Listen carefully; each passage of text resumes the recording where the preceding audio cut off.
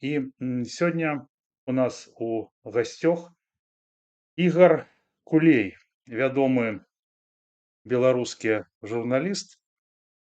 І сёння мы будзем з ім размаўляць пра журналістыку. Ігар, здароў. Ну і зараз пытанне да цябе. Чаму навіны Белсата адышлі ад гэтай чалавечай тэмы і сталі больш трансляваць заявы палітыкаў і адных і тых жа экспертаў?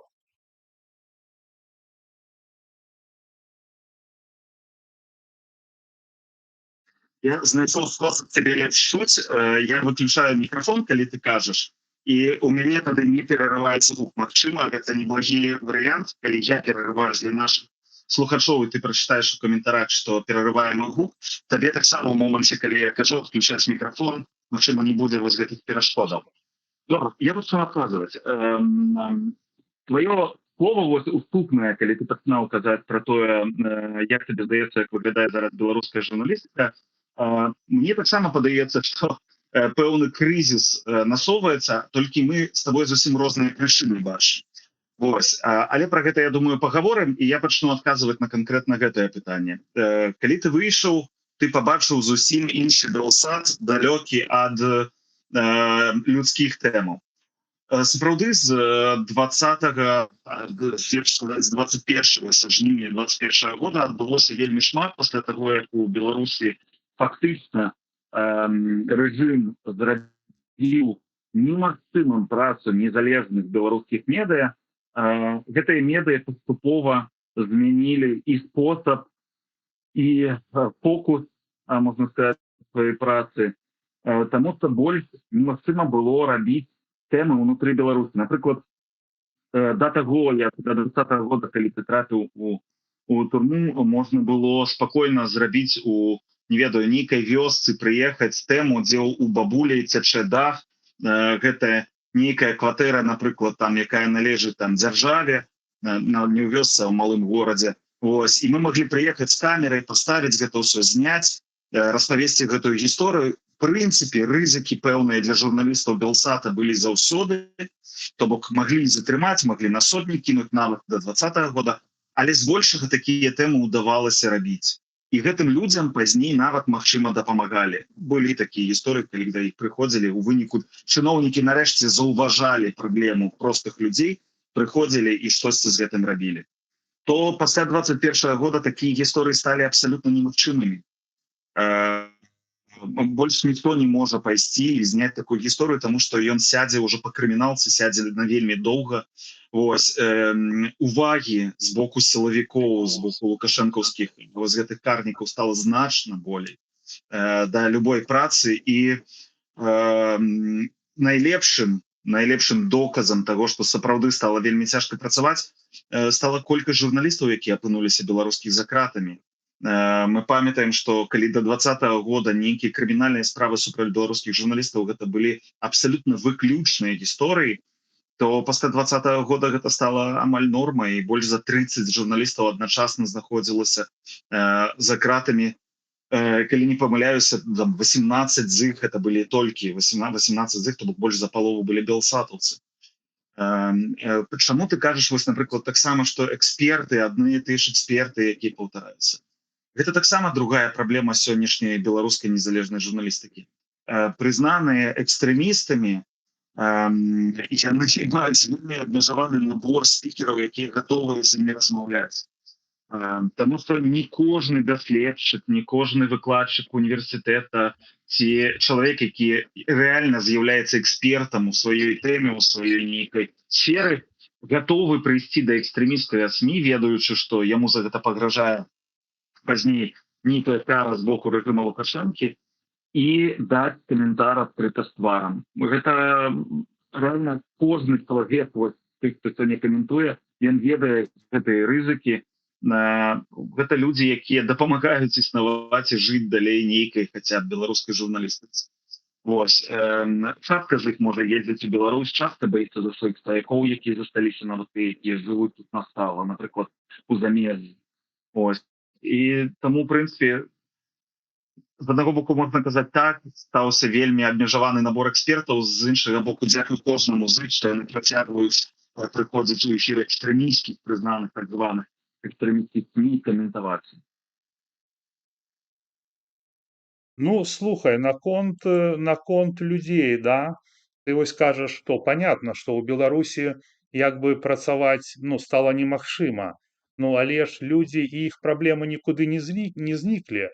То бок, ну, чаму гэта, ну, не замянілі, ну, на гісторыі пра людзей з праблемамі легалізацыі, напрыклад, працы, дакументаў, дапамогі. Такіх жа людзей вельмі шмат, і чаму чалавек з ягонай канкрэтнай праблемай знік з навін Белсата? Вот это не то, что табе прэтэнзія, ну, то бок это нават не то, что Белсата, а вообще он знік з навін незалежных СМІ. Чалавек з праблемай.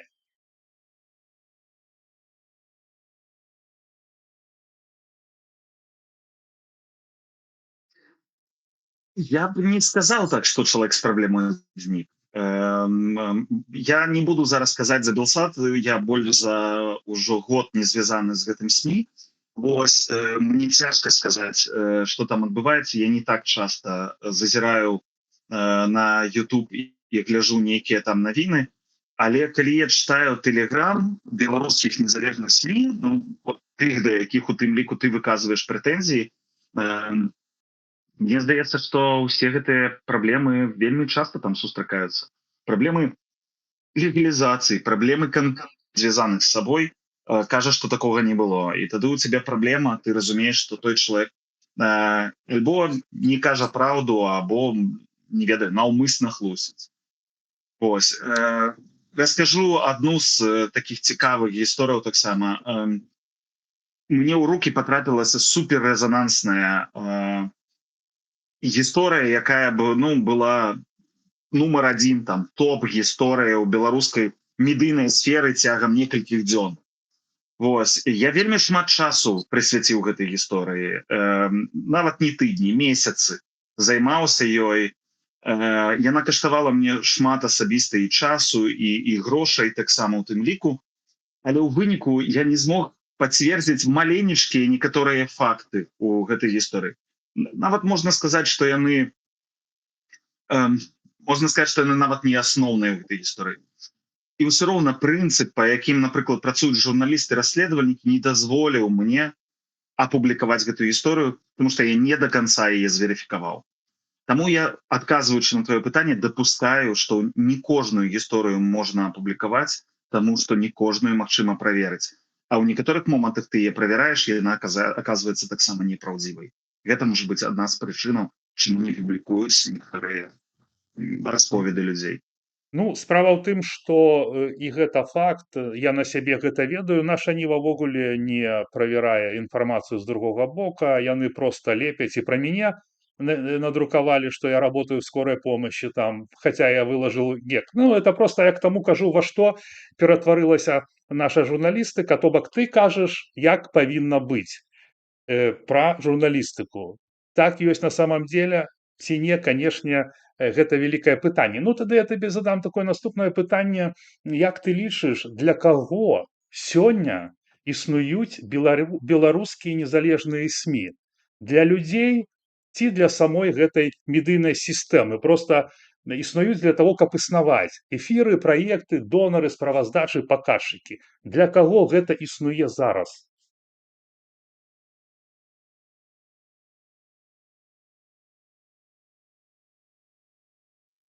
Слухай, ну гэта вельмі простае пытанне. Кожнае СМІ існуе ў першую чаргу паважаючы СМІ. Існуе ў першую чаргу для сваёй аўдыторыі, конечно. Вось, і мы бачым, што ў прынцыпе, ну, там у буйных беларускіх СМІ даволі моцная, вялікая аўдыторыя. А ведаючы лічбы, вось, я памятаю белсатаўскія, напрыклад, лічбы, 80, а і часамі больш адсоткаў, больш чым 80% гледачоў былі з Беларусі, з беларускімі IP-адрасамі. Гэта азначае, што беларускія незалежныя СМІ існуюць для беларусаў унутры Беларусі. У іх застаецца велічэзная аўдыторыя, якая знаходзіцца ўнутры краіны. Вось, і я не ведаю, колькі з астатніх 20% сядзяць пад VPN-ам і паказвае іншую краіну, яны насамрэч таксама знаходзяцца ў Беларусі. Ну то бок мы можам смела сказаць, што 4/5 мінімум унутры Беларусі. Ось, а яшчэ патэнцыял на тое, што гэтая лічба яшчэ большая. Я б не сказаў, што асноўныя там вялікія беларускія СМІ скаціліся там у мігрантскую повестку. Ёсць нішавыя СМІ, такія як, напрыклад, МОЗ, якія свядома выбралі, што яны пішуць пра зараз беларускую дыаспору, пра беларусаў, якія знаходзяцца, напрыклад, у Польшчы, але вялікія праекты тыпу «Нафты Нівы», «Зеркала», «Еврорады», «Белсата», яны ўсе працуюць для беларусаў унутры Беларусі, і гэта заўважна і па павестцы. Большасць абсалютна іх навінаў датычыць таго, што адбываецца ў Беларусі. Открываеш «Зеркало» і бачыш, меняецца расклад менскага метро. Ну навошта чалавеку у Варшаве пра гэта ведаць? Альбо што змяніўся кошт на маршруткі. Ось, ты адразу чытаеш навіны на «Зеркале», разумееш, для каго гэта для людзей у Беларусі унутры. Ось, пісалі яны, як ты кажаш, там некаторыя праекты запускаюць, там нейкія стрымы, відосы самі для сябе існуюць. Магчыма, але час і папулярнасць паказвае, чаго яны вартыя. Людзі, якія даюць грошы на нейкія праекты, яны таксама бачаць статыстыку, яны разумеюць, што адбываецца, і калі нейкі праект не апраўдвае сябе, яго закрываюць. Ну, калі не спрабаваць чагосьці новага, калі не запускаць нейкія непапулярныя там умоўна, як пазней аказваюцца праекты, ты ніколі не даведаешся, што яны непапулярныя. Спачатку трэба паспрабаваць, запусціць штосьці і паглядзець, ці яно мае права на існаванне ці не мае права на існаванне. Таму вось такім метадам спробаў і памылак гэтая сфера працуе, як любая іншая. Каля мяне адкрываецца воласная натуральнасць там рэчаў, так вызывае той, хто моцны, той, хто лепшы. Ну, наконт повесткі для людзей я магу табе просто кінуць рэпліку, з якой ну, цяжка не пагадзіцца, што вельмі вялікі адсотак беларускіх новостных лент, ён просто тупо перадрукоўваецца з Белты, без анализа того, что ну, как бы здзяйсняецца ў краіне. Это просто легалізуе ўладу. Пішуць пра Джалі, пішуць, што Машэнскі там зрабіў рэбрэйдзінг, што КамАЗ выпускае боты.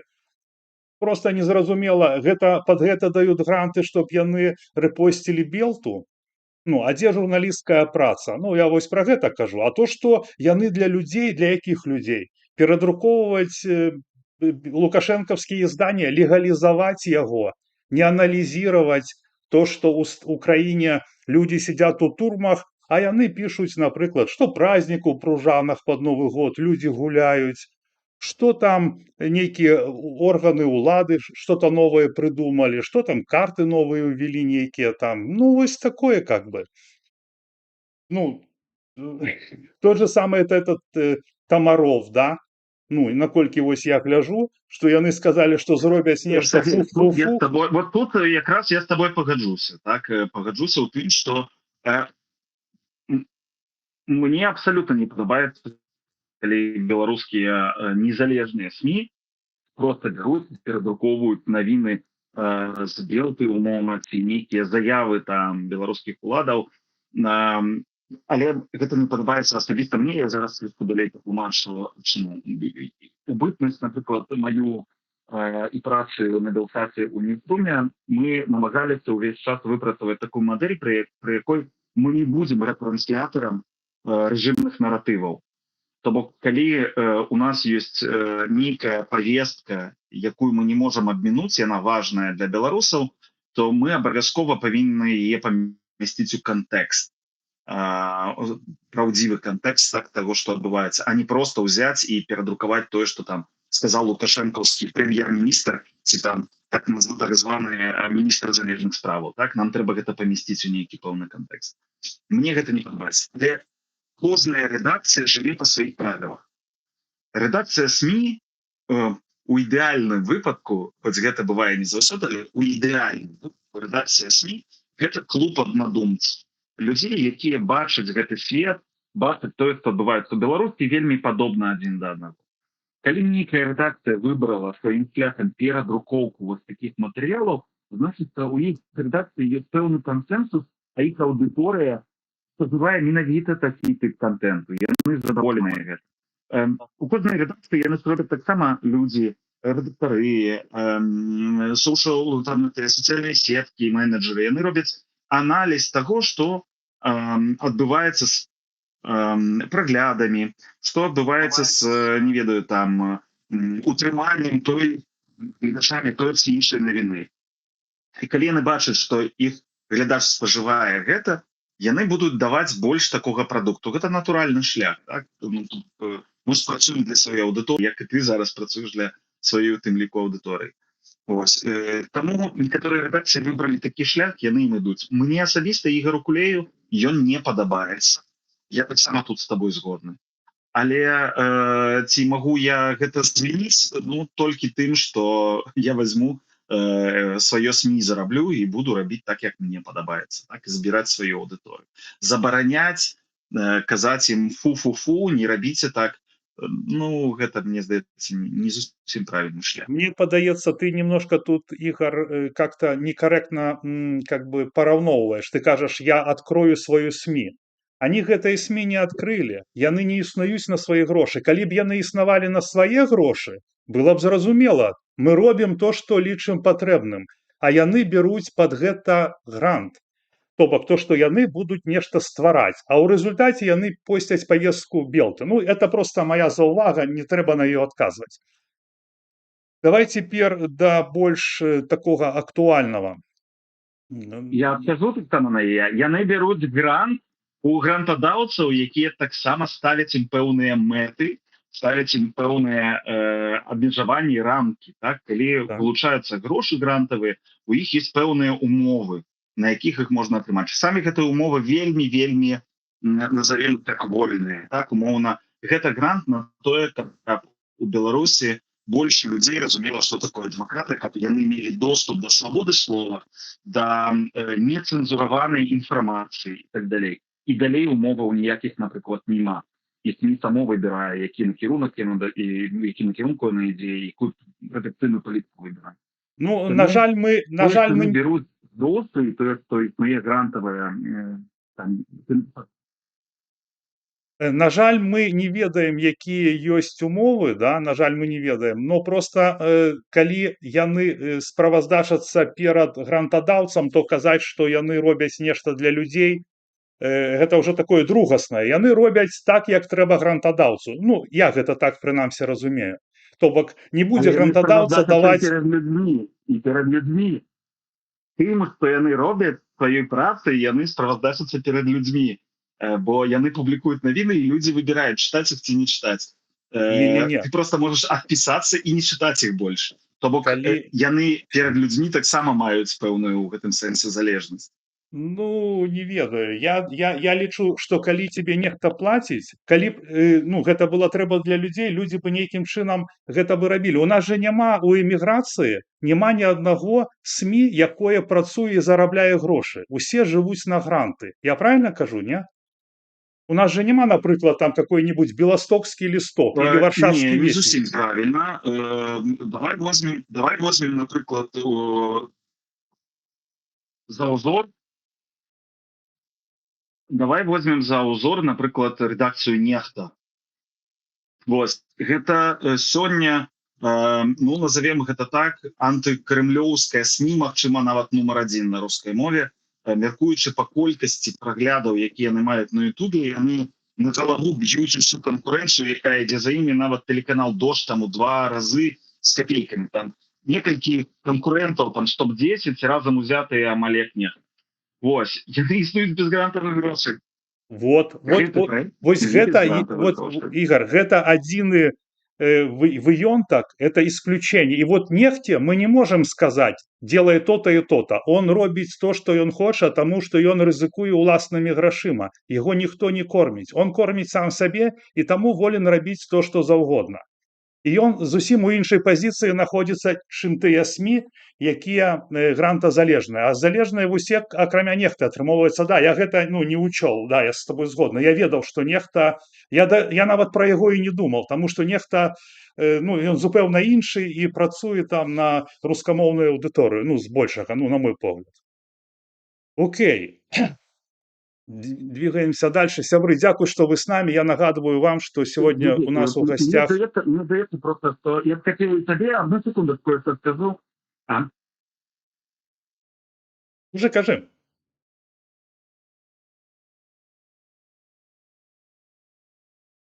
У нас вельмі вялікая часовая затрымка, недзе 5-7 секундаў, таму, калі ты пачынаеш казаць, я это чуў толькі пра 7 секундаў. Наконт грантавых СМІ, мне здаецца просто, што, магчыма, ты не до конца правильно разумееш, як гэта працуе, тому што, я, напрыклад, працаваў у грантавым СМІ, і зараз працую такім же СМІ, якое існуе не выключна за кошт кіравання ў людзей, тому што увогуле журналістыка, прафесійная журналістыка, гэта вельмі дарагая справа. Каб яна існавала на грошы прыватныя, на свае ўласныя грошы, яна павінна знаходзіцца ўнутры сваёй краіны і мець доступ як мінімум да рэкламнага рынка. І тады няма ніякіх праблемаў. Вось у Польшы ёсць вельмі круты прыклад. Гэта канал Жэра. Ён яшчэ 2 гады не існаваў зусім. Не існавала такого канала на Ютубе. Вось, а ён паўстаў. За 2 гады ён стаў па праглядах у Ютубе абсалютным топам нумар 1. У мінулым годзе, калі я не памыляюся, яны зарабілі на рэкламе штосьці каля 15 мільёнаў еўра. 2 гады таму іх не было. У мінулым годзе яны ўжо зарабілі практычна на другі год свайго існавання, яны зарабілі 15 мільёнаў еўра. Вось, гэта апісвае, як можна існаваць без ніякіх там грантавых ці іншых грошаў. Калі б мы, незалежныя СМІ, знаходзіліся ў Беларусі, ніякіх праблемаў не было. Давайте узгадаем Тутбай. Тутбай сам сябе карміў і яшчэ быў суперпрыбытковым бізнесам. Вось, яму не трэба было ніякія гранты атрымліваць, ні яшчэ штось. Наконт грантаў.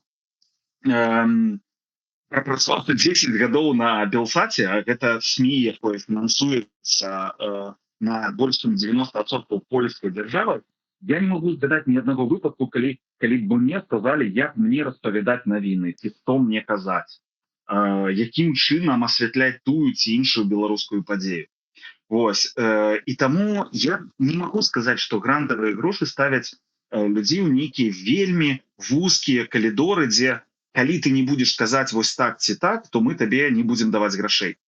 Згадаем, што усе гучныя расследаванні, усе гучныя гісторыі, якія мы пачулі пра офіс Ціхановскай, пра нейкія апазіцыйныя там координацыйны савет, пра народнае антыкрызіснае кіраванне, пра пераходны аб'яднаны кабінет, мы ведаліся з незалежных СМІ. Гэта грантавых незалежных СМІ. То бок яны самі ўваходзяць у гэтым сэнсе ў канфлікт з умоўнымі там прадстаўнікамі мейнстрымнай беларускай апазіцыі. Вось, калі б вось гэтая тэорыя змовы, што за грантавыя СМІ нельга нічога расказваць, працавала, яны б не маглі распавесці пра справу чырвонай кнігі Беларусі, пра пашпарт новай Беларусі, пра тое, што там друкам займаецца лукашэнкаўскі гаманец. Мы б не пачулі пра гадзіннік Франка Вячоркі. Мы б не даведаліся пра столькі падрабязнасцяў пра знікненне Анжэлікі Мельнікавай і так далей, і так далей, і так далей. Гэтых гісторыяў проста маса. Пра гісторыю Апсета, калі ён кінуў грошы, калі не памыляюся, фонду Байсол, і ты яму далі характарыстыку, ён атрымаў ВНЖ для сваёй сям'і. А это яшчэ адзін з гаманцоў Лукашэнка. То бок все гэта мы даведаліся з беларускай грантавай журналістыкі. Таму я не зусім з табой пагаджуся, што яна нейкім чынам абмяжоўвае беларускія СМІ, не дае ім незалежныя, не дае ім казаць тое ці іншае. Не узгадаю, каб на маёй памяці была гісторыя, калі б мне сказалі, што я чагосьці не магу распавесці пра беларускую там рэчаіснасці, пра нейкія беларускія справы. Я не ведаю. Мне, напрыклад, не вельмі зразумела, чаму такі сліў там з перамогай не адпрацаваны, з гаюном, там яшчэ за матольку там Дабравольскі заступаецца, што типа мы на вайне. То бок я разумею, што во многіх выпадках людзей як бы там нельга пакараць. Но, напрыклад, чорная кніга Беларусі, дзе был Вечорка, ну, цэнтральнай фігурай, я пра гэта глядзеў. Вось, ну і што, так ён застаўся на сваім месцы, то бок атрымоўваецца, да, ну расследаванне было, ну і што. Вось, тое ж самае Матолька ездит, показывает фоткі з Партугаліі, там, дзе ён кніжкі прадае. Праз яго людзі сядзяць у турме, і пра гэта СМі не распавядаюць. Дабравольскі выходзіць, яго там кажа, ну мы ж на вайне, ну што там пару чалавек пасадзілі, напрыклад, да. І такіх, ну, такіх шмат рэчаў, да. Вы там падымалі, ну, расследаванні там і па паспарту Беларусі там былі, ну, па Мельнікавай, што там па Мельнікавай? Распавядаюць, Сергей, распавядаюць. Пра справу Гайна нон-стоп распавядаюць. Паказваюць, што гэта самая гучная справа па колькасці людзей, якія селі. Яна там сотні асобаў былі затрыманыя, то недавно нават чытаў гэтую статыстыку, ці Свабода, ці хтосьці рабіў, што вось гэта самая-самая у Беларусі гучная справа. То бок гэта ўсё распавядаюць, але даюць голас і тым, хто хоча абараніць, напрыклад, іншых людзей, распавесці, як гэта адбывалася. Мы ўсе падрабязнасці гэта ведаем. Наша Ніва, дарэчы, ледзь не кожны дзень, а можа і кожны дзень, у іх такая практыка, публікуе одну асобу, якая была затрыманая апошнім часам за штосьці, і там вельмі часта трапляецца, імаверна, па справе Гаюна. То бок увесь час ідуць гэтыя ўзгадкі і пра правалы ў тым ліку.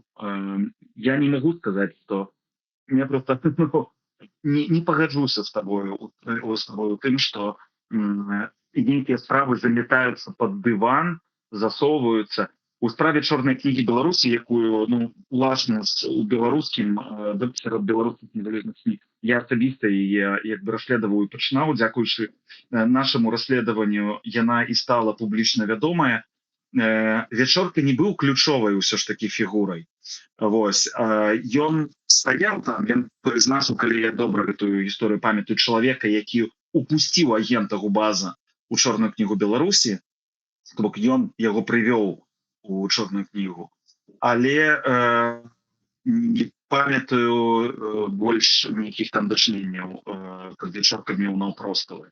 Вось, хутчэй там засталося пытанне, ці офіс ведаў пра маштаб гэтай праблемы, і ці ён замаўчаў гэтую праблему. Вечорка ведаў, што адбыўся вялікі зліў, але год маўчаў, а 10 000 людзей хадзілі пад пагрозай. Вось гэтае пытанне засталося без адказу, таму што офіс сцвярджаў, што яны не ведалі пра гэта.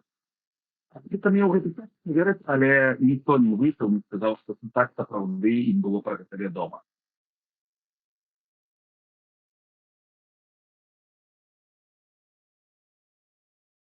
Ну, напрыклад, тое самае, вось, напрыклад, з Мельнікавай, да, што вы кажаце, ну, і пра Гаюн, так а толк какой? Вось, напрыклад, Мельнікаву прывёл Пал Палыш. То бок он её прывёў і зрабіў. Зараз ён кажа, што ну а што, это КДБ всё. Гэта КДБ всё. Всё паўсюль КДБ. А дарэчы, а як ты ладно, давай перайдзем да наступнага, можа і пра... Слухай, Сергей, что ты хочешь, что мы можем сделать? Наша роля, мы СМИ, так? Вот ты блогер, мы СМИ, например, так? Мы распавялі пра гэта, мы расказалі пра гэта, людзі ведаюць пра гэта. А што адбываецца далей, ад нас не залежыць. Мы не актывісты, так? Я не магу выйсці там умоўна з плакатам і крычаць «пакарайце чалавека, які прывёў агента Губазіка ў чорную кнігу Беларусі». Мая справа распавесці пра гэта, як журналісты. Я не пераходжу гэтую мяжу, вельмі дбаю пра адсутнасць канфлікту інтарэса, не займаюся актывізмам, палітыкай і іншымі рэчамі. Вось, і таму мы распавялі, а што адбудзецца далей, якія будуць наступствы гэтага. Гэта ўжо, як это сказаць, это пытанне інстытуту рэпутацыі у асяроддзі беларускіх дэмакратычных сілаў. Калі інстытут рэпутацыі моцны, то чалавек, які дапусціў вельмі вялікую памылку, павінен, ну, нейкім чынам быць, напрыклад, там, адсунуты ад нейкіх справаў, больш не мець доступа да чагосьці, не мець магчымасці працаваць у іншых праектах, таму што ніхто больш за ім не хоча працаваць, бо ён дапусціў, напрыклад, нейкую вялікую памылку здзейсніў, наступствамі якой сталіся, не ведаю, пасадкі людзей ці яшчэ штосьці. Вось, калі інстытут рэпутацыі слабы, то не наступае ніякіх наступстваў. А высновы можаш зрабіць сам. У гэтым Не, сэнсе ну, мы-то ўплыву ну, на гэтае не маем. Калі парушаны закон, гэтыя людзі павінны адказаць па законе, але ў дадзеным выпадку я не магу сказаць, што недзе ў гэтых сітуацыях быў парушаны просто закон. Калі закон парушаны, то кампетэнтныя органы павінны гэтым займацца. Як у нас былі расследаванні, напрыклад, пра абыход санкцыяў, і тады гэта бачыць умоўна прокуратура ці яшчэ хтосьці, ёсць актывісцкія арганізацыі, якія зацікаўленыя ў такіх расследаваннях, і яны далей ужо дбаюць пра тое, каб былі ўведзеныя нейкія дадатковыя меры, захады, каб абмежавалі, напрыклад, гэтую лінію абыхода санкцый. Але мы, журналісты, гэтым не займаемся. Наша асноўная місія распавядаць. не, ну так правильно, так можна ж пра гэта і распавядаць. Распавядаць пра то, што няма інстытута рэпутацыі, а як гэта як? Мы робім сумленна сваю працу, а палітыкі займаюцца хернёй, ну, напрыклад, прабач меня за гэтае слово. І ў гэтым ёсць праца, а то атрымоўваецца адзін раз недзе штосьці напісалі, типа крэсцік галачку паставілі і ўсё. І, конечно, і так яно ўсё будзе заставацца. Вось, ладно, ну, дарэчы, пераходзім да інстытута рэпутацыі. Я зараз паставлю заставачку. Это ўжо по нашай тэме. Секундочку. Вот. Інстытут рэпутацыі. Щас. Вот вельмі такое таксама пытанне гэта мяне хвалюе, так? Ты не глядзіш, Дзема, да? Я просто на экран зараз вывел БТшнікаў, да? Вось глядзі. У незалежных СМІ цяпер працуе нямала людзей, якія раней былі ў дзяржструктурах ці нават у расійскай прапагандзе. То есть я нават не здзіўлюся, калі заўтра дырэктара Russia Today, ён скажа, што я перадумаў, і яго возьмут заместителем коўшак. І мне просто незразумела вообще, где межа. То есть яны працавалі, а я уже не кажу про тэхнічных працаўнікоў. Я показываю толькі вось твар этого Казарцева, этой Катя гэта Смаланкі, Дудзінскі вёл фестывалі. Зараз яны працуюць на неважно, працуюць усім. І што для них памянялася? Вот непонятно. И я адчуваю себе обманутым. То бок я ходил до турмы, у іх было все чётка. Прыязджаю тут, і яны у іх тут все чётка. Я не кажу, што яны дрэнныя людзі. Но мне падаецца гэта, неяк так не па-дэмакратычаскі і несправядліва. То бок там яны былі з аднымі лозунгамі, а тут з другімі. Той самая латушка. Там был типа за Лукашенко, а тут ён узначальвае дэмакратычны рух. Дзе мяжа вот это? Чаму так адбываецца? Вось пра мой вопрос пра рэпутацыю.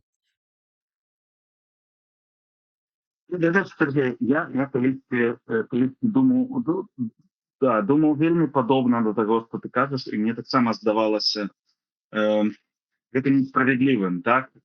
То мы так шмат чым ахвяруем, наше жыццё часта пераўтвараецца ў вельмі цяжкую гісторыю, там, не ведаю, вайны, персанальнай часамі вайны з рэжымам, са значна мацнейшым, чым мы апаратам, якім у стане нас знішчыць. Вось, калі твои гледачы ведаюць твою гісторыю, то яна мега паказальная яшчэ да 20-го года, наколькі табе сапсавалі жыццё. Але пазней, пасля 20-го года, я падумаў і уявіў сабе зусім па-іншаму. Ці быў бы магчымы 20-й год і гэтае народнае ўзрушэнне такое вялікае без людзей, якія раптам прачнуліся і зразумелі, што штосьці адбываецца не так у краіне. І я зразумеў, што немагчыма гэта. Калі чалавек зразумеў, што ён памыляўся ў сваіх поглядах, гэта таксама вельмі цяжкая праца над сабой. У нейкі момант адчуць, што все, во што ты верыў, ці рэчы, якімі ты не займаўся, які тебе не цікавілі, шмат каго палітыка ніколі не цікавіць, то гэта ўсё было памылкова, што ёсць значна больш важныя рэчы, і ты становішся прыхільнікам, пераходзіш у лагер нейкіх іншых вартасцяў, іншых каштоўнасцяў. І гэтых людзей нам, па сутнасці, трэба прымаць з усмешкай, з удзячнасцю. калі яны шчыра абсалютна людзі, якія нават дапамагалі сістэме і працавалі на сістэму, калі яны абсалютна шчыра перасталі верыць у тое, што яны рабілі, калі яны раскаяліся, калі яны штосьці кепскае рабілі у той сістэме, калі яны за гэта раскаяліся, калі я не памыляюся, спадар Латушка нават выбачаўся, неаднаразова выбачаўся за тое, што ён працаваў на рэжым. Вось, і ён распавядаў пра свае матывы таксама. Ну, шмат хто з людзей распавядаў, што яны думалі, што можна эту сістэму змяніць там знутры і так далей. Магчыма, гэта было памылковае меркаванне. Мы павінны чыстакаць. Тут хорошая ёсць у Бібліі, ёсць хорошы расповед на гэтую тэму. Памятаеш пра блуднага сына, які калі вярнуўся і праматаў спадчыну, якую яму пакінуў бацька, вось пайшоў па свеце, ён вярнуўся, і бацька для яго загадаў зрабіць вялікае свята. А той сын, які застаўся з бацькам і не праматаў, які нібыта быў лаяльны яму, які быў разам з ім, ён быў пакрыўджаны гэтым. Ён запытаўся: «Тата, але чаму ты для гэтага чалавека, які все праматаў, недзе гуляў, зараз вярнуўся зноў бедны, галодны да нас, чаму ты для яго робіш свята такое?» Вось. І там у Бібліі выснова, што адзін навернуты варты двух тых, хто быў з намі ўжо. Так? Вось прыблізна нам трэба гэтай жа прытчай і гэтым жа правілам карыстацца, таму што менавіта такім чынам калісьці мы зможам змяніць Беларусь і зрабіць яе той Беларусю, пра якую мы ўсе марым, з вершэнствам закона, з свабоднымі выбарамі і так далей, толькі дзякуючы таму, што людзі, якія сёння вераць у Лукашэнку альбо не цікавяцца палітыкай, будуць пераходзіць у наш лагер. І нам трэба выкарыстаць іх таленты, іх энергію, іх магчымасці на наши агульныя мэты, на наши каштоўнасці, на нашай вартасці, у якія мы верым. Інакш які сэнс заставацца групкай умоўна там 10-15 тысячаў чалавек, якія вось пасіянары і вялікія, якія з 90-х былі ў апазіцыйным руху, якія хадзілі на кожны мітынг, калі мы ведаем, што гэтымі 15 тысячамі хутчэй за ўсё нічога не зменіць у Беларусі. Ігор, Нам патрэбныя гэтыя людзі, якія пераходзяць да нас. Нам патрэбны іх таленты, нам патрэбныя іх веды. Ігор. Так, алло, Ігор, ты дзе? Так. Алло. Слухай, нет, так я Так, я тут. супраць талентаў я ж нічога не маю, то бок я не маю нічога супраць, што яны перайшлі ў другой лагер. Ну ты кажаш, што нам патрэбны іх таленты, а таленты іншых людзей. Колькі сюды прыехала таленавітых інжынераў, будаўнікоў, тут стварылі какую-то Абу, Аіст. То бок атрымоўваецца, што для тэлевізионщикаў ёсць свой клуб, каб взять их у пропаганду. Это просто, ну, я так накидываю, да? А люди, которые могуць спрацаваць, нічога не стварылі для іх, чтоб яны маглі рэалізавацца. Устроіць нейкае прадпрыемства, чтоб там працавалі, напрыклад, адні беларусы. Вось. Інжынеры, будаўнікі, што працавалі ўсе разам. Такога ж не зрабілі, а ты кажаш, іх талент іх патрэбны. Мне, напрыклад, іх талент не патрэбны, понимаешь? Ну, это маё асабістае меркаванне. Ты просто, может, не ведаешь некоторых. Нет, я просто ведаю про Абу, я просто ведаю, Ігор. Телебаченнем, окей, зразумела, пашчасціла, што ёсць тэлебачанне, ёсць Белсат, і туды маглі людзі гэтае патрапіць. Я табе скажу, вось, будучы больш за 4 гады кіраўніком рэдакцыі навінаў на Белсаце, адна з самых галоўных праблемаў, якая стаяла, это праблема кадраў, людзей. Тэлебачанне гэта вельмі спецыфічная аперацыя, ну, як і любая, пэўна, але яна вымагае таго, што чалавек павінен нейкі час папрацаваць, там зразумець, як гэта рабіць. То бок у нас няма студэнтаў, арміі студэнтаў, якая стаіць і гатовая заўтра прыйсці ў беларускую незалежную журналістыку. Ось, людзей трэба альбо перавучваць з іншых нейкіх прафесій, альбо браць і дастасоўваць. Праца на друкаваныя СМІ, ці на інтэрнэт-СМІ і на тэлебачанні — гэта абсалютна розныя рэчы. І праблема кадраў, яна вельмі вострая, і калі у цябе з'яўляецца некалькі кадраў, якія працавалі нават на БТ, але не былі заўважаныя у палітычных нейкіх паклёпах, у нейкіх цёмных гісторыях, а мы правяраем такіх людзей звычайна і глядзім, ці ёсць у іх шкілеты ў шафе, ці былі за імі нейкія гісторыі, напрыклад, не ведаю, фільмаў пра апазіцыю, дзе яны далі лёсы людзям і так далей. І калі такіх гісторыяў няма, а якая можа быць за Дудзінскім такая гісторыя, калі ён шоумен, ён не займаўся ўвогуле палітычнай журналістыкай, то чаму не выкарыстаць талент гэтага чалавека тут, калі ён рэальна лічыць памылкай працу, умоўна, там, ці ён кажа, што рэжым Лукашэнкі ён не падтрымлівае, ён не верыць у яго, і ён прытрымліваецца сёння каштоўнасцяў такіх, як ты і я. Чаму ён не павінен прыйсці ў такой СМІ? Наконт будаўнікоў усіх іншых, я хочу нагадаць Валерыя Сахашчыка, былога камандзіра 38-й нашай з табой там берасцейскай этой брыгады, якая месяца ў Берасці. Ён заснаваў у Польшы фірму, у яго працуе, калі я не памыляюся, каля 200 беларусаў, якраз такі будаўнікоў, інжынераў, там каменьшчыкаў, кровельшчыкаў і так далей, усіх іншых прафесій. Ніхто не перашкаджае заснаваць камусьці фірму і набіраць беларусаў і працаваць з гэтымі людзьмі. Ёсць тут такія праекты, ёсць бізнесы, можа быць, не такія, як у Сахашчыка, так, дзе сотні людзей працуюць, але ёсць бізнесы, дзе 5 чалавек працуе, 7 чалавек працуе.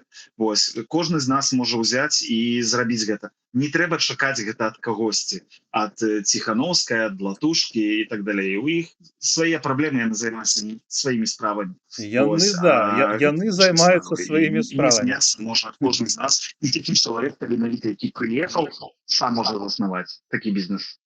Ну, нет, слухай, я не маю нічога супраць, калі б людзі там перайшлі ў новую веру і каб жылі себе спокойна. Ну, ты вогуле разумееш как бы обратную связь, что люди, которые глядяць на Дудзінскага, который вёл гэтые славянские базары там на эту Лущик, да, которые, когда там тоже в Беларуси были не вельмі добрые времена, а они развлекали и легализовали Лукашенко. Ты, разумеешь, вот как люди, яны ж понимают, что типа, не понимают, что типа они там какие-то редкие кадры. Яны просто бачаць, что у них было при Лукашенке Дудзінскі, и зараз у них Дудзінскі, и что для них поменялось? Проблем куча, легализации нет, а яны никому не патрэбны, кроме медыйных фигур, которым дапамагаюць, у тым ліку і журналістам, і у тым ліку мне. А простым-то людзям у іх вельмі шмат праблем, і ім ніхто не кажа. А Сахашчык, можа, ты не ведаеш, ён працуе з рэжымам Лукашэнкі ўвесь час. І то, што ён бярэ как бы людзей себе на працу, так это просто ягоны бізнес. Яму прасцей з беларусамі. Ён вельмі зашкварны чувак, Сахашчык. Вось. Так што я лічу, што вось гэта рэальная праблема. І яшчэ вялікая праблема, Ігар, у тым, што вельмі шмат журналістаў у незалежных СМІ, яны выпускаюць матэрыялы без подпісу аўтара. Просто выходзіць, яны тлумачаць гэта бяспекай. Вось. А што это? А дзе тада мяжа паміж бяспекай і адказнасцю? Калі пад артыкулам няма прозвішча, то хто тады адказвае?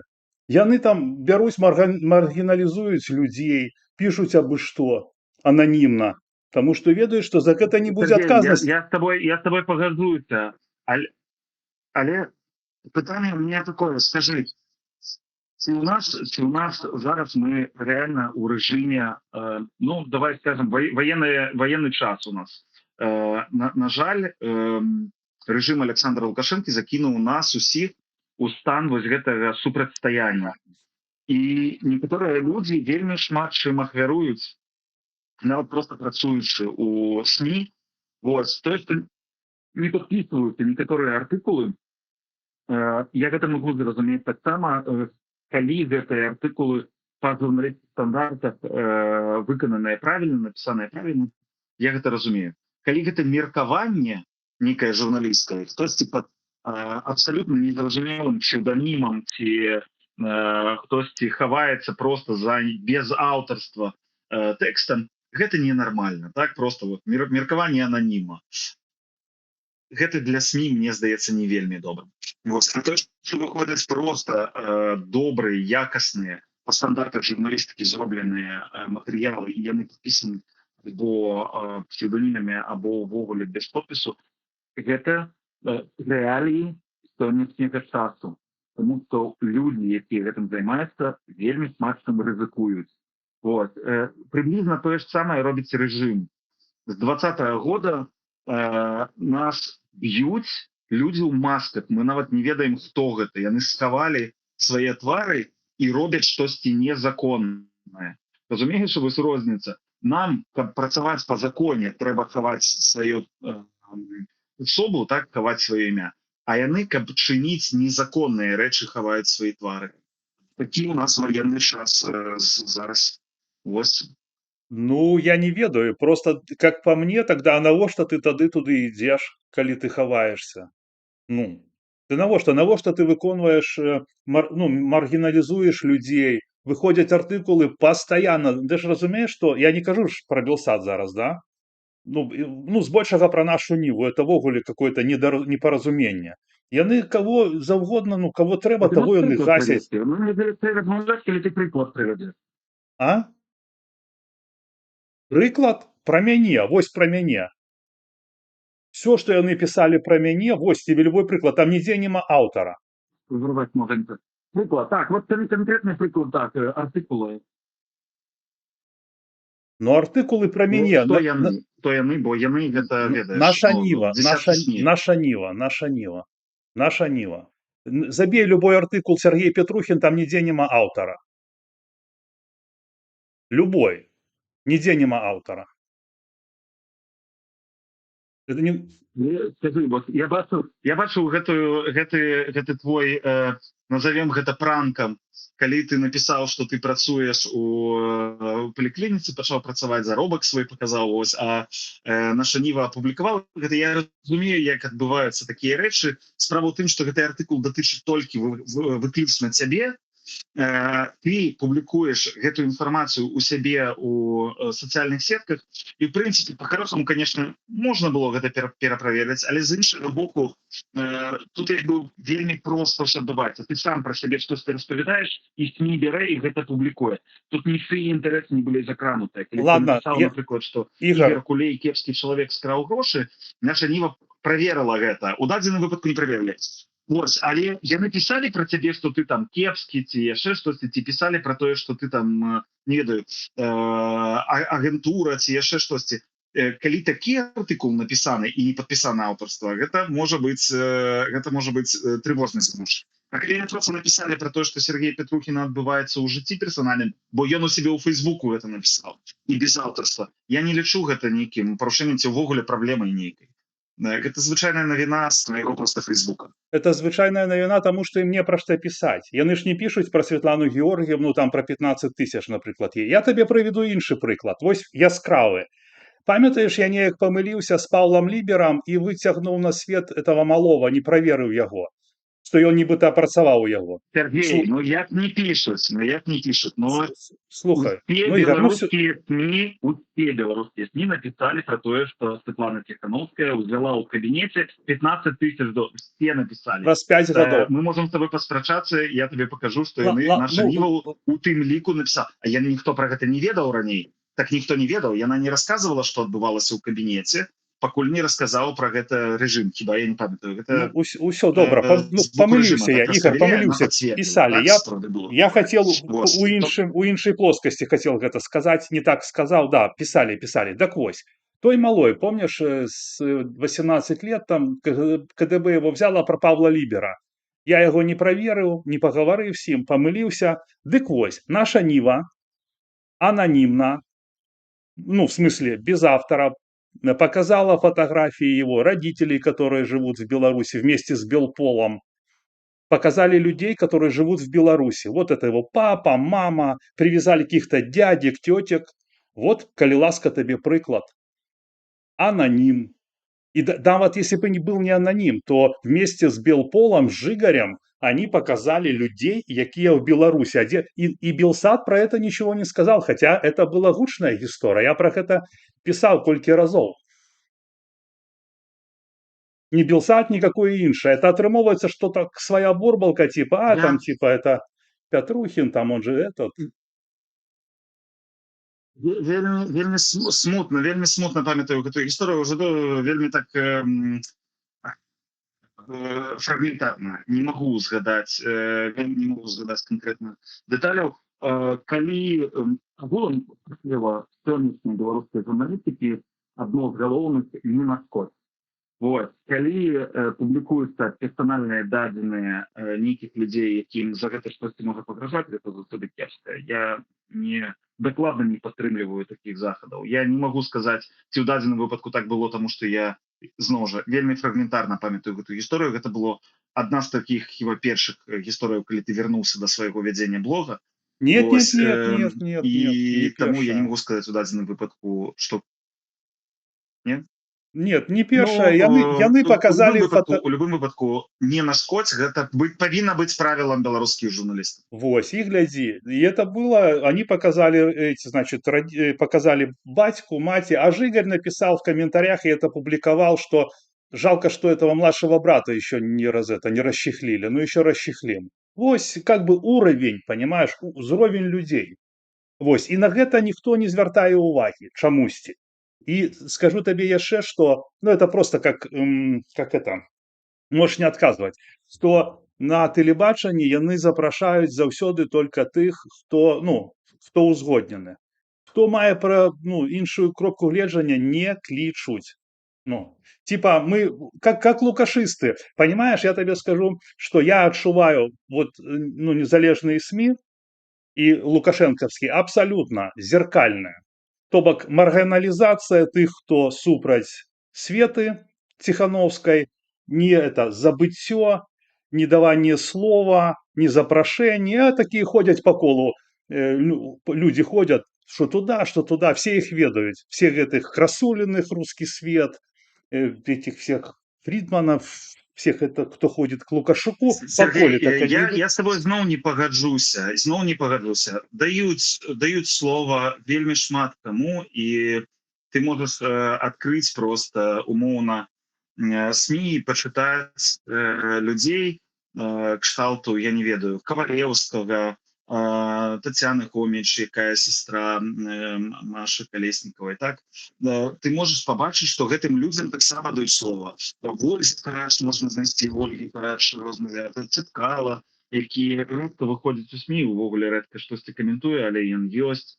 Не ведаю, Дмитрий Балкунец, не памятаю, ці ён яшчэ застаўся. Павел Усов, самы яскравы прыклад, чалавек, які ходзіць у СМИ, ледзь не кожны дзень у нейкім іншым СМИ, і ён не прыхільнік абсалютного Ціхановскай і ўвогуле у той выбудаванай інфраструктуры мейнстрымных беларускіх дэмакратычных сілаў. Я не пагаджуся, што не даюць голас гэтым людям. Я тебе скажу, як чалавек, які працаваў у СМИ, да каго ёсць пытанні. Пытанні ёсць да людзей, якія прыходзяць у эфіры, каб выкарыстаць гэта як трыбуну і нагаварыць шмат неправеранай информации, які не отказывают за свои слова, не отказывают за то, что яны кажуць. Вось до таких людей великая асцярога. То бок СМИ можа запросить такого человека раз, два, послухаць, а пазней ён не кантралюемы. Так, гэты чалавек увесь час прыносіць хлусню нейкую. Чаму СМИ, якое дбае про тое, каб даваць сваёй аўдыторыі правераную інфармацыю, павінна запрашаць людзей, якія не проверяют факты, не отказывают за то, что кажуць. Вось. И таких людей, магчыма, перастаюць запрашаць. Да. Але гэта выбор кожнай непасрэдна рэдакцыі. Вось. Але ці адбываецца сістэмная маргіналізацыя праціўнікаў Ціхановскай? Вот с прыкладу Гусава, Зямона Пазняка даводзіць, што не адбываецца. Ну, может, это просто такие фигуры. Ну, ты бачиш, как яны сярожу схавалі хуценька? Не, гэта насамрэч вельмі відочна. То бок то, што ты кажаш, гэта разумна, лагічна. Табе не здаецца, што ён сам схаваўся? Яго самого няма. Ну, магчыма. Не, ну я просто... Не, секундочку. Я просто... Игорь, я просто памятаю, как его почали гасить. Раз он косякнул, второй, а потом все. Вау, да он такой, да что он говорит. И это вельми бачно. Ты ж памятаешь, нет? Элемент журналістыкі меркаванняў прысутнічае, то бок давалі галасы тым, хто выказваўся, што Сергей Ціхановскі павёў сябе хіба ў Нью-Йорку тады непрыстойна, так. Сапраўды СМі давалі голас гэтым людзям, давалі магчымасць выказацца, але гэта было на ўзроўні, скажем так, таго, што і робіцца з, напрыклад, тваімі постамі, так. Это было на такім жа ўзроўні наша ніва. А вось гэты чалавек заявіў тое. Так же, як была навіна, а вось Сергей Петрухін уладкаваўся працаваць у паліклініку. Наша ніва ўвогуле ў гэтым сэнсе прыняла такую рэдакцыйную палітыку, яны працуюць як такі блог. Яны публікуюць шмат розных меркаванняў, спытку заўсёдны дадаюць у гэтую беларускую рэчаіснасць, як бы і спрабуюць папулярызаваць вось герояў і людзей у асяроддзі з рознымі меркаваннямі ў беларускім дэмакратычным асяроддзі. Ці мае гэта афарбоўку ў каментарах у Фейсбуку, канечне. У навінах на нашай ніве мне цяжка сказаць, хаця я б сказаў, што у іх пэўная выразная рэдакцыйная палітыка заўважная. Яны падтрымліваюць Святлану Ціхановскую, гэта бачна. Ці кепска гэта? Немагчыма адказаць таксама адназначна, бо нават у заходнім свеце СМі вельмі часта маюць пэўную афарбоўку, не хаваюць гэтага, адкрыта пра гэта кажуць. Горш, калі СМі кажа, мы абсалютна нейтральныя і не маем ніякіх палітычных афарбовак, пры гэтым працоўваюць нейкі канкрэтны проект і канкрэтна падтрымліваюць нейкую палітычную сілу. У нас ёсць такі проект, як Хартыя 97, напрыклад, так. Вот. Але з нашай нівы, мне здаецца, за кіламетр бачна, што яны адкрыта падтрымліваюць і прынцыпе і эпідэміі, і звязаныя А Белсат? И я кажу, что немагчыма адназначна сказаць, што это кепска, потому что у законе вельмі шмат прыкладаў, калі адбываецца тое самае. У злучаных штатах перад выбарамі медыі нават публікуюць, якога кандыдата яны раяць іншым сам падтрымаць. Вот, нават так. То бок канкрэтна анgaжуюць фактычна у палітыку і кажуць, наша меркаванне рэдакцыйнае, што вось гэты кандыдат больш адпавядае. Наконт Белсата, ведаеш, мне цяжка сказаць, бо я ўжо больш за год кажу і не быў там у рэдакцыі, там даволі шмат што змянілася. Вось, но я ведаю, што там даволі шмат людзей, якія непрыхільна ставяцца да Святланы Ціхановскай. Я памятаю момант, калі у нас прымалася рашэнне рэдакцыйнае, гэта зноў жа норма, як называць Святлану Ціхановскую. І была прынятая форма прэзідэнта-электа, і быў вялікі супраціў, вельмі шмат людзей выказваліся, што яны не хацелі яе так называць, і гэтыя людзі дагэтуль працуюць на Белсаце. Я не скажу, што рэдакцыя неяк прям вось тэндэнцыйна і вельмі там суперпрыхільная Святлане Ціхановскай. Дастаткова паглядзець інтэрв'ю, якія рабіліся, апошняе інтэрв'ю хіба, якое я памятаю, Сергей Пацасоны рабіў 1,5 гады таму. Паглядзіце гэта інтэрв'ю, там яно вельмі некамплементарнае, з вельмі жорсткімі пытаннямі. Сергей Бачна, што некаторыя ставяць Святлану Ціхановскую. Да. Ігор, я табе зараз скажу перад апошнім пытаннем. Сергей, дазволь мне одну секунду, я подключу Powerbank, потому что зараз у нас можа выключиться. Я на одну секунду. Ты кажи пытанне, а я за гэты час подключу Powerbank. Давай, подключаем. Я тебе скажу просто определяющую для меня вещь, якая здарылася год назад, когда была, значит, это «Вольная Беларусь», праздник демократии, новая Беларусь. Чуешь меня, не? Алло. Так, чую, так. Дык вось, тады мяне не пусцілі у сродак, і я стаяў на прыступках. І каля мяне хадзіла пройма журналістаў, понимаешь? І ніхто у мяне не запытаўся. Я не к тому хочу сказать, что мне трэба увага тому, что я адседзеў у турме, тому, что я блогер, тому, что Святлана узнагародзіла меня гэтым медалькой. Нет, это просто показчик того, кто яны. Вось, на мой погляд. Вось. И там был и Белсат, там все были. Скажи, коли ласка, какие незалежные СМИ ты читаешь? Коротко. Последние пытаннишки. Что читать? Там просто писаліся. Слухай, зеркало, зеркало, Еўрарадыё гляджу. Шмат чытаў нашы кнігі, але шчыра прызнаюся, вось табе першаму скажу, адпісаўся днямі ад, можа, 5 ці 6 СМІ розных, і ў тым ліку, у прынцыпе, адпісаўся ад нашай нівы. Не таму, што штосьці мне там вот крытычна не падабаецца, а таму, што просто часу няма на шмат каналах сядзець. Гэта звычка, якая з'явілася ў 2020 годзе, калі подписываешься, ну, ты памятаеш тыя часы, подписаліся на ўсё, што толькі можна, і читаеш усё, што з'яўляецца, усе навіны, вот 100% навінаў читаеш, ці калі, ну, ты пропусціў гэты момант, калі расійская вайна пачалася супраць Украіны, таксама подписываешься на 10 каналаў і читаеш 1000 паведамленняў у дзень, тому што хочаш ведаць кожны дэталь. Вось, і мне гэта засталося ўсё яшчэ з тых 20-го года, і я вырашыў, што крышачку гігіены зараз не перашкодзіць, пакінуў некалькі сабе каналаў, каб просто менш часу на гэта губляць і не займацца гэтым. Вось, а агулам, калі казаць пра тое, што я гляджу, я увогуле навінавыя вось такія сюжэты, вялікія нейкія рэпартажы гляджу толькі англамоўныя, і гэта Financial Times, Bloomberg, BBC, CNN. Открыл недавно, сябра показывал, як выглядае мой YouTube, вось, калі просто загружаешь. У меня ніводнага няма ні расійскага, ні беларускага СМІ там у гэтым, у маёй ленце, потому что просто ўсё англамоўнае гляджу, не гляджу ні расійскія СМІ, ні беларускія. Читаю толькі ў Тэлеграме. Глядзім. Апошняе пытанне. Калі заўтра? Ну, што мне было бы вельмі прыемна, і гэта бы меня вельмі абрадавала. Скончилось бы финансование незалежных СМИ. Вот как у сайта обрубил. Всех. Вось. Кто застанется тады от белорусской журналистики? Что будет? Вось просто обрубят цалкам финансование.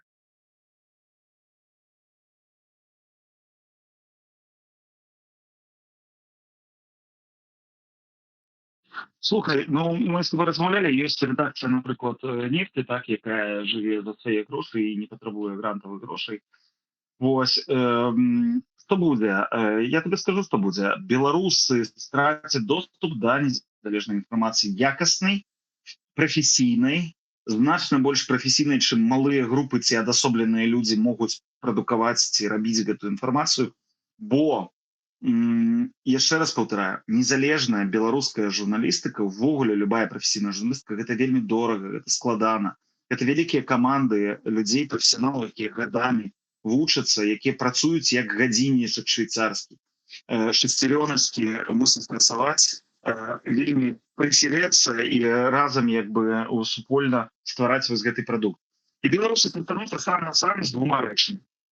Прапагандай Лукашэнкі і з расійскай прапагандай. Вот што адбудзецца, калі заўтра абрубіць грантавыя грошы для ўсёй беларускай незалежнай журналістыкі. Іншага выйсця, ну, няма. Можа быць, можа нейкім цудам скінуцца там дыяспоры ці яшчэ штосьці і змаглі б утрымліваць адно нейкае СМІ, якое збярэцца суперзорак з усіх СМІ, якія будуць закрывацца без грошай. Вось. Але мне цяжка паверыць, што гэта будзе СМІ такога ж узроўня, бо ўсё ж такі рэсурсы і дыяспоры беларускай, яны абмежаваныя. Ёсць вельмі шмат рэчаў, на якія сёння трэба кіраваць фінансы. У тым ліку на выхад палітвязняў, іх рэабілітацыю. Ты бачыш, колькі праблемаў у людзей хварэе, напрыклад, колькі людзей у замежжа, былых палітвязняў, проста людзей з дыяспоры беларусаў. Ім трэба таксама дапамагаць, бо яны яшчэ тут не ўладкаваліся, не маюць сваіх фінансаў. І таму я наадварот лічу, што мы павінны дзякаваць донарам, дзякаваць людзям, якія даюць грошы на журналістыку беларускую, таму што яны здымаюць з нас гэты цяжар, з нас беларусаў, якія хочуць пераменаў унутры Беларусі.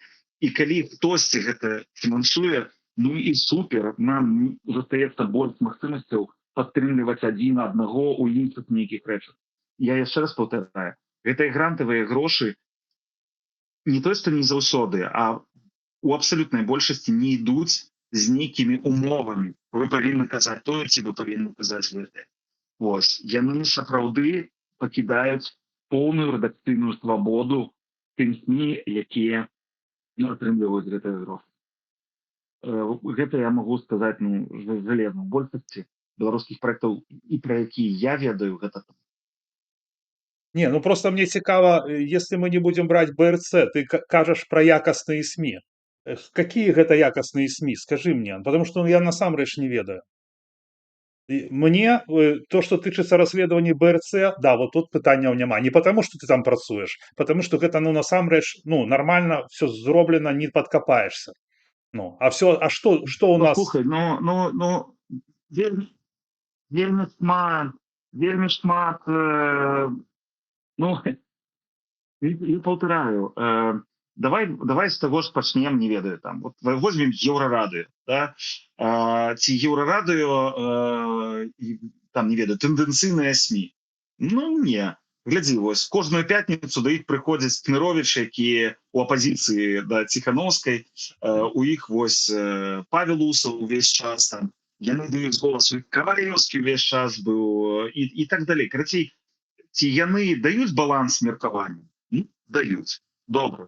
Пакідаем якасныя СМІ. Зеркало. Я б ввогуле не сказаў, што ў іх ёсць нейкая там супервыразная пазіцыя рэдакцыйная. Яны спрабуюць працягваць курс Тутбая.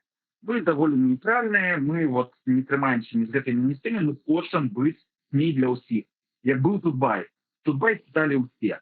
Чыноўнікі, яго чыталі міністры, Макей яго чытаў, яго чытала беларуская апазіцыя. Адно нацыянальнае вялікае СМІ, якое для ўсіх, кожны знаходзіў там штосьці сваё. І зеркало спрабуе гэта працягваць. Вось. Записываем у якаснае, па маім меркаванні. Вот. Давай возьмем нашу Ніву. Я яшчэ раз кажу, бачная, выразная пазіцыя, так? Выразна, што яны падтрымліваюць Святлану Ціханаўскую і ўсё, што яна робіць. Але пры гэтым яны таксама пішуць усе гэтыя расследаванні, у іх перадрукоўваюцца. То бок нельга сказаць, што яны на штосьці заплюшчваюць вочы і кажуць, што гэтага не існуе, альбо што яны нейкія тэмы пад дыван замятаюць і спрабуюць штосьці схаваць. Ну, няма такога. Вось. Ёсць у іх гэты адценак гэтага таблоід, так, што яны спрабуюць жоўтыя нейкія, а гэты сказаў тое, а вось гэты напісаў тое, вось гэты... Але гэта ўжо, ну, вкусавшчына, як кажуць. Падабаецца табе, ці не падабаецца, але яны робяць якасна, баланс таксама нейкі захоўваюць. Давай таксама ў кош, па маім меркаванні, закінем якасных СМІ. Ну і есть шэраг цэлы месяц праектаў, так, Все, ну, я зразумеў. У Свабоды ўвогуле вельмі высокія стандарты з-за таго, што яны карпарацыя. Сябры, бачыце, у нас... Я не магу табе сказаць, што вот неякасныя гэта СМІ. Сябры, на гэтым мы будзем заканчваць. Бачыце, у нас цалкам розняцца меркаванні. Ігар кажа, што ў нас все как бы чётка, ёсць нармалёвыя СМІ. Я лічу, што беларускія незалежныя СМІ это проста выканаўцы донарскія, тэхнічныя і нічога кроме жоўтай повесткі і наратываў Лукашенко яны ну амаль не несуць. Я маю права на сваё меркаванне. Может быть, я крышачку згушаю, там можа нешта ёсць, но я лічу, што беларуская журналістыка у замежжы яна мертва. Ігар, вялікі дзякуй табе за размову. Дзякуй, што прыйшоў, і я спадзяюся, што нашым гледачам спадабалася твои отказы, и я думаю, что у нас была, в общем-то, шчырая размова. Дзякуй табе вялікі. Жыве Беларусь!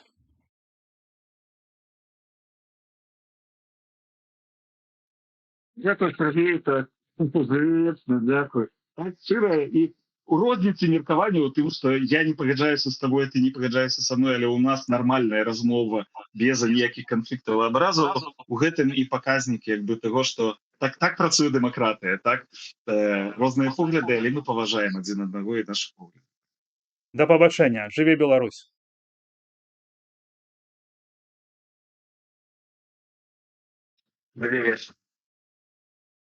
Сябры, скончылась наша размова. Прабачце, калі ласка, што з пытаннямі я вас не смог зрабіць пытанне з іграм, таму што, блін, так лагае інтэрнэт.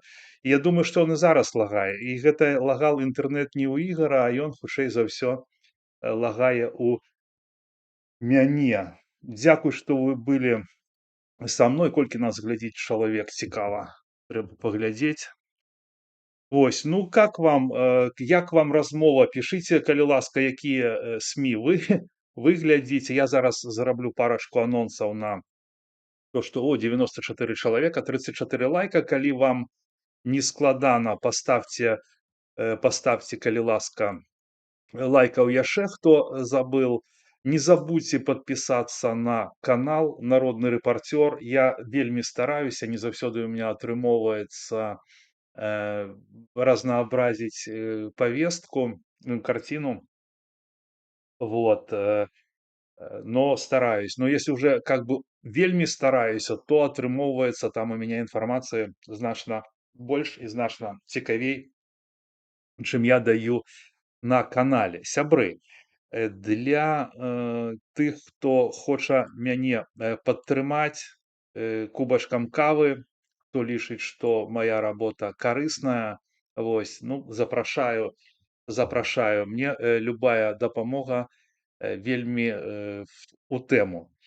Што надалей? Што маю яшчэ сказаць? Вось, прыслаў ну, наконт тэмы развіцця с Романовым Алексеем, да? Который сказал: да, гэта у меня интернет. Ёкарный бабай. Вось, памятаеце, у меня не так давно был Виталь Жук, и он снял фильм про гэтыя 430 сребреников евро, которые, ну, якобы Инна Широкая не передала Романову, там Леончик фигурирует. Короче, сняли целое кино с показаниями, все подкреплено скринами. Вось, ну, я думаю, што трэба разбірацца. Можа, нехта скажа, што гэта типа лухта, но ўсё ж такі АПБ — это Асацыяцыя палітзняволеных Беларусі, і калі там адбываюцца такія рэчы, калі палітвязню Леончик передал грошы Інне Шырокай, а та паабяцала перадаць іх Романову, а той не перадаў, і там было 1500 евро у той суме, і яны недзе згубіліся. Ну, я думаю, што пра гэта трэба казаць, тым больш, што гэтая жанчына ідзе ў каардынацыйную раду. Вось, ну, як там? Ну, наверно, плохо меня бачно. Я смотрю, у меня тут вообще очень маленькие. Да, вообще плохо. Ёкарный бабай. Так шкада, потому что я вельмі как бы чакаў і хацеў гэты эфір правесці. Можам пачытаць ваши каментары. Васіліна, вялікі дзякуй за донат. Вось, і калі да, і калі да меня, Ігор, ты калі гаворыш, што так падабаецца тваім, так не пакрыўдзіць. Хацелось, каб ты гаварыў ад сэрца, не так, як трэба, бо ты не ўжо на Белсаце.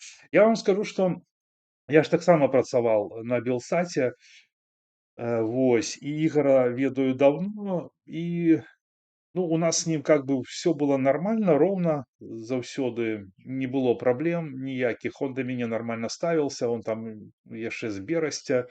Вось, і яму вельмі падабаліся, ну, наколькі я ведаю, ну, калі ён мне казаў, ну, моя праца як блогера яму падабалася, таму што там я там пінскі спрут, і ўвогуле там было шмат цікавых спраў.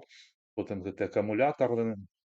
У нас з ним былі нармалёвыя адносіны, но я, напрыклад, з ним цалкам не згодны праз гэтых зорак БТ, которые, што там яны жылі нармалёва. І, ну, параўнанне з брыгадай Сахашчыка, который працуе з Лукашенко увесь час, гэта так сабе, да? Таму што тут же былі асацыяцыі, бізнес-асацыяцыі типа Абба, типа Аіст, то бок якія, у прынцыпе, павінны былі там дапамагаць беларусам, да? Вось, гэтага не адбываецца. А чамусьці вось такой закрыты клуб, вось, яны пераабуліся. Ну, гэта называецца ўвогуле так. Ну, калі даже так, я ж нічога не кажу. Это могуць быць цалкам хорошыя там годныя людзі, ну так, ну жывіце себе. А то атрымоўваецца, яны адтуль перайшлі сюды, і всё. І ў іх тока другі зараз транспарант, там дзе напісана там типа слава свеце, была слава Лукашенко. Ну і я кажу, што гэта вельмі непрыемна мне глядзець.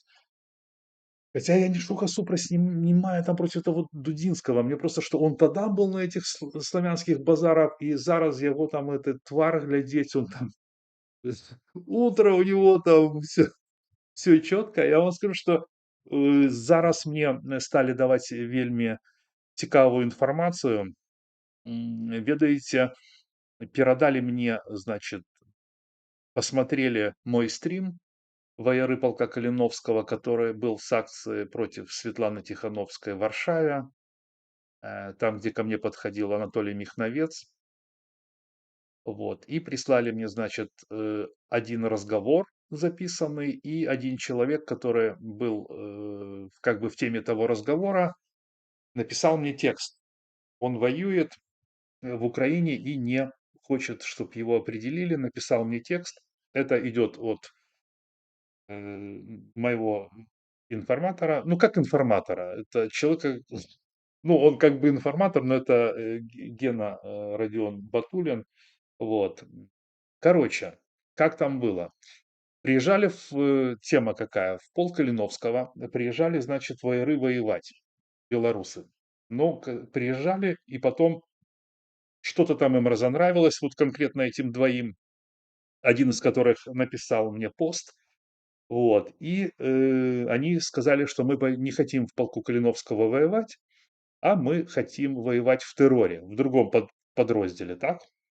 Вот. И тогда э, бойцы полка Калиновского, там есть их псевдонимы, ну, в том числе и Михновец, там его позывной Рокаш, вот, они, короче, пачалі рабіць так, каб іх вывести в СБУ, каб тыя іх дэпартавалі с Украины. То бок, что если вы не будете воевать у полку Калиновского, то не будете ввогуле воевать, поедете домой, там будут у вас там нейкія яшчэ, может, проблемы. Ну, разумеете?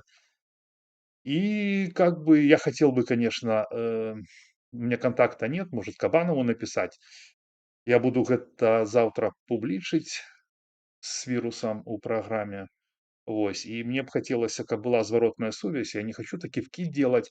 А вторая, которая запись мне прислали, с голосами, там конкретно идет разговор, что человек по телефону говорит, выпускай их, куда ты их везешь. То есть бойцу полка Калиновского, который там типа их похитил. Вот, выпускай их из машины, типа. И в конце концов их выпустили, и они пошли. Вот этот разговор у меня есть. Но там, на нем, этот Михновец не присутствует. Михновец ехал во второй машине в сопровождении, как они говорят. Вот, ну, такая себе, знаете, информация. Тоже Михновец идет в координационную раду. Это, конечно, Макшима трэба проверять. Тому мне хотелось бы с ним поговорить и пожадана, чтобы он дал некие комментары. Таму што я гэта ўсё роўна буду публічыць, таму што, ну, Радзіону, Гене Батуліну я, ну да, веру. И на записи, которые он мне дал, ну да, он публічыць іх сказал нельга, вось выкарыстоўваць нельга, ну але чтоб яна у меня была як страхоўка, там все вообще відавочна. Я ее могу зрабіць у электронным відзе і, ну, як у друкарцы, пера ну, перадаць словамі. Вось. Потым, што яшчэ хацеў вам сказаць, паважанае гаспадарства. Значит, ответил мне Бекиш наконт этого, как это, аффилированности, да, он говорит, а что тут все нормально, никаких интересов нет, все нормально. То есть то, что мы там все в одной группе с Кныровичем, с этим, то, что он в комиссии выборчей, то, что, бля, ну я просто, ну честно, ну так детку нормально, что он со школьницей, блин, мутил, детку нормально, да, там Тихановская нормально, что она взяла деньги у Лукашенко. Им, блядь, все, ну это тоже нормально. Ну так это же не значит, что если, блядь, это вам нормально, то белорусскому громадству это нормально. Ну, Это зусім гэта не значит. Сегодня карацей, Павел Латушко в Беломстоке, вот, и Романов мне пишет, что его, значит, в телеге пишет, что его там запугали, что типа снимать нельзя. Нельзя снимать, потому что попадете в полицию, да. Короче, ну, я ему объяснил, как по законам, ну, видите, он как бы, не могу сказать, что он дивак, но он такой ширый человек, и, ну, на мой погляд, у нейкіх рэчах не разбираецца. Ну, я ему кажу, что Алексей, по закону Польши латушку здымаць можно. Вы не можете здымаць людей, которые там супраць. Вось. Не, здымаць можно, публічыць нельга. Публічыць нельга. Вот если вы опубличите, да, вот это уже может быть. Но если, а он говорит, а голоса? Я говорю, если эти люди, которые будут ему задавать пытанне, латушки, вам дазволяць выкарыстоўваць, вы можете. А латушку вы вообще можете снимать везде.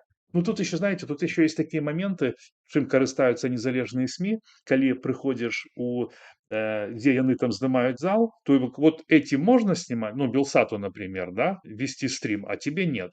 И это так. То есть они, кто арендует зал, по законам Польши, типа, они, значит, выбирают, кто может. Но, с другой стороны, какая тогда вы, ну, нахер демократия? То есть, если тут все приехали, типа, мы строим, так что тогда? Почему тогда? Одним можно, а другим не можно? И вообще, почему не можно? Все должно быть можно. То, что отбывается, должно быть прозрачным. Если вы не хотите светиться, ну так значит забейтесь куда-нибудь в угол, оденьте тюрбаны, оденьте чалмы и сидите там в углу, чтобы вас никто не узнал. Вот, потому что люди же должны знать, что происходит. Вот. Такое. Не знаю, снял он, не снял. Но, мне такое как бы интересно, то понимаете, то, что он тогда мне предоставил запись Тихановской со Стасей, вось, і зараз там таксама была сустрэча.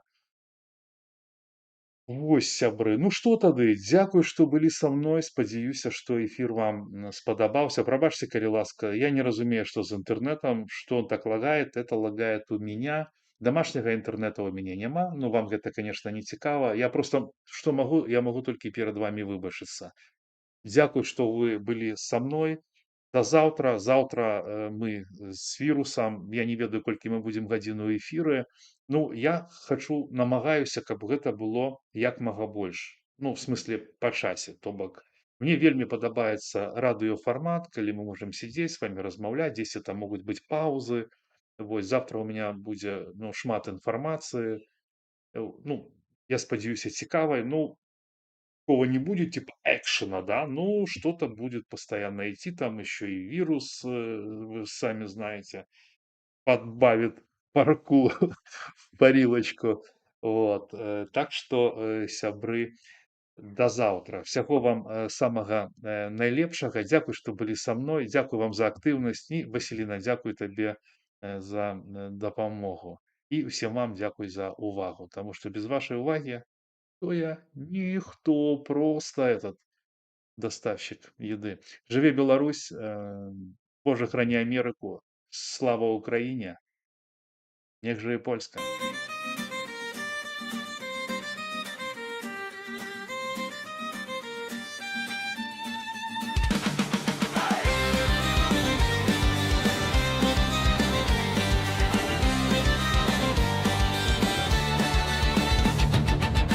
Ён не з офісаў, ён з двароў, дзе жыццё гаворыць з намі.